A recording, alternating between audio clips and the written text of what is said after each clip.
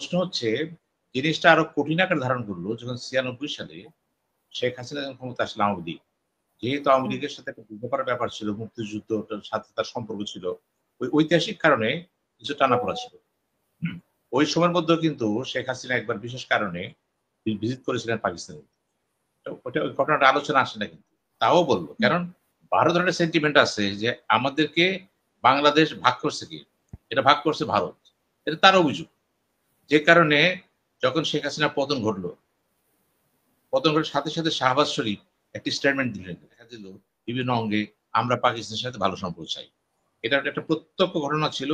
যেহেতু ভারতের সাথে আমাদের জনগণের, ভারতের সাথে আওয়ামী লীগের সম্পর্ক ছিল, কিন্তু জনগণের সম্পর্কটা কিন্তু সেরকম ছিল না। দেখুন বিষয়টি অনেক বড়। বাংলাদেশের সাথে পাকিস্তানের দর খুলে গেল ঠিক না। খোলা তো ছিলই। আপনি বলতে পারেন কিছুটা জোরদার হচ্ছে। এটা তো ধরেন ৭২ সাল থেকে যখন সিমলা চুক্তি হলো, ৭৩ সালে হুম, যখন যুদ্ধ কেটে বাংলাদেশ আসলো। এরপরে বঙ্গবন্ধু শেখ মুজিব পাকিস্তান গেল। এরপরে তো অনেক কিছু ঘটেছে। বিভিন্ন হুম, বিভিন্ন পিরিয়ডে পাকিস্তান থেকে অনেক নওয়াজ শরীফ এসেছে, জিয়াউল হক এখানে এসেছে, এরশাদের সময় এসেছে, বিএনপির সময় এসেছে। দরজা খোলা ছিল সবসময় কিন্তু। প্রশ্ন হচ্ছে জিনিসটা আরো কঠিন আকার ধারণ করলো যখন ৯৬ সালে শেখ হাসিনা যখন ক্ষমতা আসলে আওয়ামী লীগ। যেহেতু আওয়ামী হুম, লীগের সাথে একটা বোঝাপড়ার ব্যাপার ছিল, মুক্তিযুদ্ধটার সাথে তার সম্পর্ক ছিল। ওই ঐতিহাসিক কারণে কিছু টানাপোড়া ছিল। হুম। ওই সময়ের মধ্যেও কিন্তু শেখ হাসিনা একবার বিশেষ কারণে ভিজিট করেছিলেন পাকিস্তানে। তো ওই ঘটনাটা আলোচনা আসে না কিন্তু। একটা বিশেষ কারণে ছিল সেখানে। প্রশ্ন হুম, হচ্ছে কেন পাকিস্তানের সাথে আমাদের দূরত্ব সৃষ্টি হলো? ৯৬ সালে যখন পাকিস্তানের ইন্টারেস্টিং কথা দেখেন যে সিমলা চুক্তির সময় কি বলা হলো? সিমলা চুক্তি ১৩-১৪ আর্টিকেল দেখেন। ওখানে বলা হচ্ছে ৩ দেশের প্রধান পররাষ্ট্রমন্ত্রী ছিল সেখানে। ডক্টর কামাল হোসেন, শরণ সিং এবং আমাদের আজিজ আহমেদ পাকিস্তান থেকে। এরা ছিল চুক্তিতে কিন্তু এখানে। তো বঙ্গবন্ধু ছিলেন, ভুট্টোও ছিলেন, ইন্দিরা গান্ধীও ছিলেন। তো সেই চুক্তিতে কি হলো? এটা সমঝোতা হলো। সেখানে হুম, কিন্তু বলা হয়েছে ভুট্টো বলেছিল forgive and forget article ১৪ forgive and forget এবং আমাদেরকে এখন সামনে আগাতে হবে কিন্তু। অলমোস্ট হুম, একটা ধরেন একটা সমঝোতা হয়ে গেছিল কিন্তু। ফরগিভ অ্যান্ড ফরগেট ওইটি কি চূড়ান্ত? ওটা লিখিত রূপে আছে কিন্তু। এরপরে যখন যুদ্ধের ভুট্টো বাংলাদেশে আসলেন ৭৩ সালে, তিনি কিন্তু খুব বীরের বেশে এখানে আসলেন এবং একটু ভালো সম্বর্ধনা পেলেন। কিন্তু হুম, যেহেতু এখানে এসে যুদ্ধের একটা অসুবিধা ছিল, তাদের সাথে কথা ছিল, বঙ্গবন্ধুর তাদের সাথে কথা ছিল কি? কথাটা এরকম যে বাংলাদেশে এসে তিনি শহীদ মিনার ভিজিট করবেন এবং ওপেন ক্ষমা চাইবেন। হুম, ছিল। কিন্তু ভুট্টো সেটা পারে নাই। কেন পারে নাই? পাকিস্তান সামরিক বাহিনীর একটা চাপ ছিল সেখানে। এবং যে কারণে হুম, শহীদ মিনারে যাওয়া হয়নি। কারণ এখানে যেহেতু বিহারীরা ছিল, অনেক জনগোষ্ঠী ছিল, মাত্র স্বাধীনতার পরে একটা কেওয়াস ছিল এবং যে ধরনের সম্বর্ধনা এখানে তিনি পেয়েছেন, জনগণের যে উচ্ছ্বাস, এই উচ্ছ্বাসের পিছনে কিন্তু ওই পাকিস্তানের জনগোষ্ঠী ছিল তো এখানে। ওই সমস্ত কারণে এটা বেশি বাড়ায়নি। ৭৫ পরে পরিবর্তনের পরে জিয়াউর রহমান ক্ষমতায় আসলেন, সম্পর্ক কিছুটা উন্নতির দিকে গেল। উন্নত মানে বোঝাচ্ছি, ওই যে জট লেগেছিল, জটটা কমে গেল। এরপরে যে হোসেন মোহাম্মদ এরশাদ ক্ষমতায় আসলেন, তার সাথে পাকিস্তানের সম্পর্ক খুব ভালো ছিল। বেনজির ভুট্টো এখানে আসলেন। এখানে জিয়াউল হক আসলেন। বেনজির ভুট্টো আসলেন। তারপর নওয়াজ শরীফ ভিজিট করলেন খালেদা জিয়ার সময়। ৩-৪ টা প্রধানমন্ত্রী কিন্তু আসছে এখানে। ওই যে আমাদের বন্যা, ফ্লাড ৭৪ ওই সম্ভবত ২০০০ কত সালে এরশাদের সময় যেটা হইছে। আসলেন তো এখানে। উড়িচরের ঘটনাটা আসছেন কিন্তু।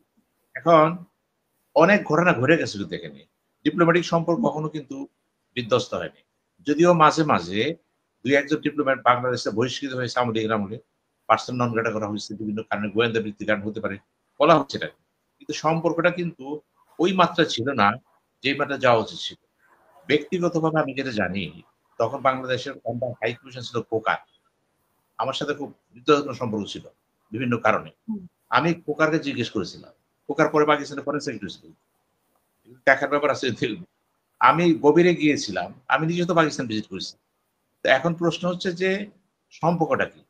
সম্পর্কটা হচ্ছে ২ দেশের মধ্যে সম্পর্ক আছে, জনগণের মধ্যে টান আছে একটা কিন্তু। কারণ একটা টান আছে আপনার ধর্মীয় সেন্টিমেন্টে, আরেকটা টান আছে আপনার একসময় তো একসাথে ছিলাম আমরা। ওই টানটা থেকে যায়। আরেকটা টান ছিল, এটা হলো ইন জেনারেল, যেহেতু ভারতের সাথে বাংলাদেশের একটা বৈরী সম্পর্ক মাঝে, মাঝে সৃষ্টি হয়ে যায়। ওই কারণে একটা সেন্টিমেন্ট গ্রো করে এখানে যে আমরা ওই পাকিস্তানের সাথে সম্পর্ক করব। কিন্তু যে কোনো কারণে হোক 96 শুরু করে আপনার 2008 থেকে শুরু করে একেবারে 24 পর্যন্ত 5ই অগাস্ট সম্পর্ক ডেভেলপ করে নাই। এর মধ্যে পাকিস্তানের ফরেন মিনিস্টার হিনা রাব্বানি বাংলাদেশ আসলেন। হিনা রাব্বানি যখন আসলেন তখন আমাদের মূল কথা হলো আমাদের পররাষ্ট্রমন্ত্রী ছিলেন দীপু মনি। ওনার সাথে সাক্ষাতের সময় তিনি প্রথমেই বললেন যে পাকিস্তানকে তার অতীত কৃতকর্মের জন্য ক্ষমা চেতে হবে। দেখেন এটা হচ্ছে 2013 বা 14 দিক হবে, সময়টা এরকম হবে, তারপরও হতে পারে। ক্ষমার প্রশ্নটা কিন্তু আমরা বলতেছি না, কিন্তু রাষ্ট্রীয় পর্যায়ে বলা হচ্ছে ক্ষমা চেতে হবে। কিন্তু নওয়াজ শরীফ যখন এর আগে এসে গেলেন বাংলাদেশে, তখনও তিনি দুঃখ প্রকাশ করেছেন। উনি দুঃখ প্রকাশ করেছেন। আমি কিন্তু এর উপরে ঢাকা কুরিয়ারে লিখতাম প্রচুর তখন। আমি লিখেছি এর উপরে। ওই ক্ষমা চাইলেন তিনি। তিনি দুঃখ প্রকাশ করলেন, ভুট্টো অফিসিয়ালি বললেন ফরগিভ অ্যান্ড ফরগেট। এগুলি হচ্ছে সম্পর্ক স্বাভাবিককরণের একটা মাধ্যম। উনি পাকিস্তান গেলেন, বাংলাদেশ পতাকা উড়াইলো, ওআইসি সম্মেলন হলো। এই যে ব্যাপারগুলো সম্পর্ক ছিল, কিন্তু এই সম্পর্কটা কিন্তু বেশি ব্যাপ্তি লাভ করে। হিনা রাব্বানি কিন্তু চলে গেলেন, উনি বলে গেলেন যে বিষয়টিকে আমরা দেখব। এবং সবচেয়ে বড় কথা হলো 1996 সালে বা 97 সালে পাকিস্তানের ডেলিগেশন আসলেন, নাজিম উদ্দিন হিকমত সম্ভবত ফরেন সেক্রেটারি ছিলেন, উনি এখন আসলেন। ওই সময় কিন্তু তার সাথে আমারও কথা হয়েছিল এখানে। উনি আসলেন, অনেক কথা আলাপ হলো যে আমাদের সমস্যা আছে বাংলাদেশের সাথে। একটা সমস্যা আছে ওই যে এই যে আমাদের কি বিহারি রিপ্যাট্রিয়েশন পুনর্বাসন একটা আছে, সম্পদ বন্টনের ব্যাপার আছে, এবং মুক্তিযুদ্ধের সময় যে গণহত্যা বলেন যেটাই বলেন, ওর 3টা ইস্যু তো আউটস্ট্যান্ডিং। কোনটা মিটাবেন? নাজিম উদ্দিন হিকমত কিন্তু বললেন উইল ডিসকাস, আমরা দেখি কি করা যায়। তবে যদি কখনো ভারত বাংলাদেশের সাথে কোনো সমস্যা দ্বারা যায়, আমরা সেই ক্ষেত্রে বাংলাদেশের পক্ষে থাকবো। একেবারে অযাচিত ভাবে, কোনো সম্পর্ক ছিল না কিন্তু এটা। উনি সাংবাদিকদের বললেন এটা। সাংবাদিক প্রশ্ন করলো, আপনাকে তো আর বাংলাদেশের প্রশ্ন করিনি। তাও বললো, কারণ ভারতের একটা সেন্টিমেন্ট আছে যে আমাদেরকে বাংলাদেশ ভাগ করছে কি, এটা ভাগ করছে ভারত, এটা তার অভিযোগ। যে কারণে যখন শেখ হাসিনা পতন ঘটলো, পতন ঘটার সাথে সাথে শাহবাজ শরীফ একটি স্টেটমেন্ট দিলেন, সামথিং লাইক দ্যাট, ওই শাসনের পতন হয়েছে। অর্থাৎ তারাও চাচ্ছিলেন আওয়ামী লীগ সরকারের সাথে আমরা আগাতে পারতেছি না, কারণ আওয়ামী লীগের সাথে ভারতের সম্পর্কটা গভীরতর গভীর। যেহেতু আওয়ামী লীগ ভারতের সাথে সম্পর্ক করেছে এবং বলা হচ্ছে যে আওয়ামী লীগের সাথে ভারতের সম্পর্ক এত বেশি, ওখানে পাকিস্তান প্রবেশ করতে পারছে এবং পাকিস্তানের সবচেয়ে একটা নেটওয়ার্কে পড়ে গেছে। ভারতের সাথে সম্পর্কের কারণে আগাচ্ছিল না আওয়ামী লীগের সাথে, নাকি মুক্তিযুদ্ধের চেতনার কারণে? না না, আওয়ামী লীগের সাথে সম্পর্ক ছিল, তাই আমি বলছি স্বয়ং বঙ্গবন্ধুর সাথে সম্পর্ক ছিল। এবং যখন সর্বশেষ জিয়াউল হক এখানে এসেছে, ব্যানার্জির ভুট্টো এখানে এসেছে, নওয়াজ শরীফ এসেছে, এরা কেন আসে? আসলে এই জন্য সম্পর্ক আছে এবং সবাই চাচ্ছে সম্পর্কটা ডেভেলপ করার জন্য। বিশেষ করে বিএনপির সময় সম্পর্কের একটা মাত্রা পেয়ে গেল। এর সাথেও কিন্তু, যদিও এর সাথে সাথে ভারতের সম্পর্কটা বেশি ছিল, তিনিও কিন্তু উড়িচরের ঘটনা লক্ষ্য করে জিয়াউল হক এখানে আসলেন। এবং আমাদের মনে আছে এখানে ওই যে পীর মুজিবুর রহমান বগুড়া, ব্যানার্জি ভুট্টো আসলেন, ওখানে গেলেন। অনেকগুলি ঘটনা কিন্তু ঘটে গেছে এখানে, যেখানে নেতা নেতা কথা হচ্ছে। এই যে ডিপ্লোমেসি ট্র্যাক 1 2 3 4 5 6 সবই কিন্তু ওয়ার্ক করতেছে এখানে কোনো না কোনো ভাবে। আবার ধরেন দুই দেশের সাথে যে বাণিজ্য, এটা কিন্তু সেভাবে মাত্রা আসে নাই কিন্তু। এখন কালচারাল ইগুলো আসে নাই কিন্তু। অর্থাৎ ডিপ্লোমেসিক্যাল ট্র্যাক আছে, সেই ট্র্যাকগুলো সবগুলো একসাথে কাজ করে না। কি কারণে? এখানে প্রধান বাধা ছিল ভারতের প্রতি ওই সরকারগুলো নমনীয় ছিল। কিন্তু যেহেতু বিএনপি অতটা ভারতের প্রতি দুর্বল ছিল না, তিনি চেষ্টা করেছিলেন ডেভেলপ করার জন্য। নওয়াজ শরীফ তো খুবই নমনীয় ছিল ব্যাপারে, এবং এখন ধরে আসে। এখন শাহবাজ শরীফ আসছে। সর্বশেষ পরিস্থিতি কি? এই ইতিমধ্যেই 5ই অগস্টের পরের থেকে অনেক মন্ত্রী এখানে আসলেন, ডিফেন্স মিনিস্টার আসলেন, ওই মিনিস্টার সেই মিনিস্টার আসলেন, সর্বশেষ পররাষ্ট্রমন্ত্রী আসলেন, তিনি আবার ডেপুটি উপপ্রধানমন্ত্রী, অর্থাৎ তিনি বেশ শক্তিশালী। পলিসি মেকিং এ তার একটা হাত আছে এবং বেশ বয়োজ্যেষ্ঠ লোক। উনি আসলেন, উনি কি মেসেজ নিয়ে আসলেন? উনি তো মেসেজ একটি নিয়ে আসলেন, আমরা সম্পর্কটাকে আরো উন্নত পথে নিয়ে যেতে চাই। ইতিমধ্যেই বাংলাদেশের সাথে কিছু বাণিজ্য হয়ে গেল, নৌ যোগাযোগ হয়ে গেল, অনেকগুলো হয়ে গেছে কিন্তু ট্রেন। এবং আমাদের এখানে দেখলাম জনগোষ্ঠীর ভিতরেও কিন্তু একটা চেতনা দেখা দিল বিভিন্ন অঙ্গে, আমরা পাকিস্তানের সাথে ভালো সম্পর্ক চাই।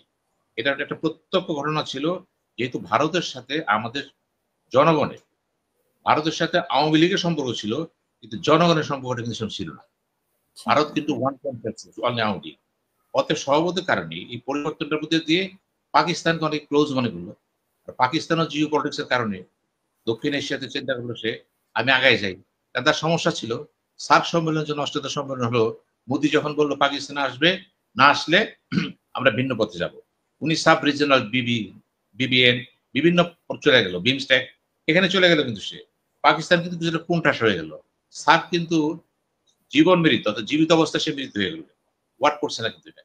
এই সমস্ত কারণ ভিতর দিয়ে যখন 5ই অগস্ট ঘটলো, ফার্স্ট কাজ যেটা হলো পাকিস্তান তার উৎফুল্লতা প্রকাশ করল এবং সেও চাইল এই সুযোগে বাংলাদেশের সাথে আমার একটা সম্পর্ক হওয়া উচিত, কারণ সে ইতিমধ্যেই ভারতের সাথে সম্পর্ক খারাপ হয়ে গেছে, চীনের সাথে সম্পর্ক হয়ে যাচ্ছে তার। চীন যেহেতু আগেও ভালো ছিল, এখনো ভালো আছে, পাকিস্তান সম্পর্ক হবে, আমেরিকার সাথে আমাদের সম্পর্ক ভালো। এখন লক্ষ্য রাখুন যে দক্ষিণ এশিয়ার রাজনীতি, জিওপলিটিক্স বিশ্ব রাজনীতি, এই দুটোই কিন্তু পাকিস্তানের সাথে সম্পর্ক স্বাভাবিক করার ক্ষেত্রে প্রত্যক্ষ ভূমিকা রাখছে এবং সেই ভূমিকাটা রাখছে এবং রাখবে। কিন্তু এই ক্ষেত্রে আমাদের এখানে কিছু বুদ্ধিজীবীরা যারা আলাপ আলোচনা করেন তারাও ব্যাখ্যা দিলেন যে পাকিস্তানের সাথে আমাদের সম্পর্ক ভালো দরকার, সামরিক চুক্তি হওয়া দরকার, বাণিজ্য চুক্তি হওয়া দরকার, বিভিন্ন চুক্তি এমন কিছু যে আনেন, যেমন টেক্সটাইল থেকে শুরু করে বিভিন্ন জিনিস আনতে পারি আমরা, পাকিস্তানে নিয়ে আসি আমরা, সবকিছু ভারত থাকবো কেন? এই যে বাণিজ্য ক্ষেত্রে একটা ভূমিকরণ, এটা কিন্তু ভালো জিনিস হলো। সবচেয়ে বিষয় এইবার যেটা হলো যে কোনোদিন কিন্তু এগুলো আলোচনা হয়নি। এই প্রথম বাংলাদেশের মাটিতে পাকিস্তানের পররাষ্ট্রমন্ত্রী, উপপ্রধানমন্ত্রী বললেন যে বিষয়গুলো মীমাংসা হয়ে গেছে 2 বার। লক্ষ্য রাখ, সে কিন্তু সরাসরি চ্যালেঞ্জ করে বসলো এখানে, এটা মীমাংসিত হয়ে গেছে, অতএব এই বিষয়টা তাকাচ্ছেন না আপনারা। সে ধর্মের নাম ইসলাম, ইসলামের নাম দিয়ে বলছে আপনারা আন্তরিক পরিষ্কার হয়ে যান, মনটা পরিষ্কার করেন, সামনের দিকে তাকান। অর্থাৎ এটা 3টা পার্ট আছে, দুইভাবে যান। কিন্তু উনি বলছে বিষয় দুটি মীমাংসিত 2 বার হয়েছে। 1972 করে সিমলা চুক্তি, দ্বিতীয়বার নওয়াজ শরীফের দুঃখ প্রকাশ, স্পষ্ট বলছে। এরপরে তো আর থাকার কথা না। কে বলতেছে? পাকিস্তানের পররাষ্ট্রমন্ত্রী। তাহলে হিনা রাব্বানি কেন বলেনি? হিনা রাব্বানি যে আসলেন তৃতীয় কথা বলেননি। তাহলে পাকিস্তানের দেখা যাচ্ছে ওদেরও ফরেন পলিসি চেঞ্জ হওয়ার সাথে সাথে ফরেন পলিসির বক্তব্যের কথা চেঞ্জ হয়েছে। এখন তারা কথাটা ঘুরে বলতেছে অলরেডি ডান। যদি ডান হয়ে থাকে এবার আসে ফরগিভ এন্ড ফরগেট। প্রশ্ন আসছে না? এই যে আপনি বললেন বাংলাদেশে দাঁড়ায়, সাথে সাথে কিন্তু আমাদের পরবর্তী উপদেষ্টা বললেন না, সমাধান হয় না। অর্থাৎ তিনি যে মিথ্যা ভাষণ দিয়েছেন আর এই মিথ্যা কথা বলা, মিথ্যাচারণটা নিঃসন্দেহে ডিপ্লোম্যাটিক ভুল করেছে। সাথে সাথে পররাষ্ট্র উপদেষ্টা তৌহিদ হোসেন বললেন না, আমাদের সাথে মীমাংসা হয় নাই, এটা চলমান। তাহলে কি হলো? উত্তর হয়ে গেল কিন্তু সাথে সাথে। তাহলে আসলে এবার তাহলে সম্পর্কটা কোথায় বেড়ে গেল? বাধাটা কোথায়? বাধাটা আছে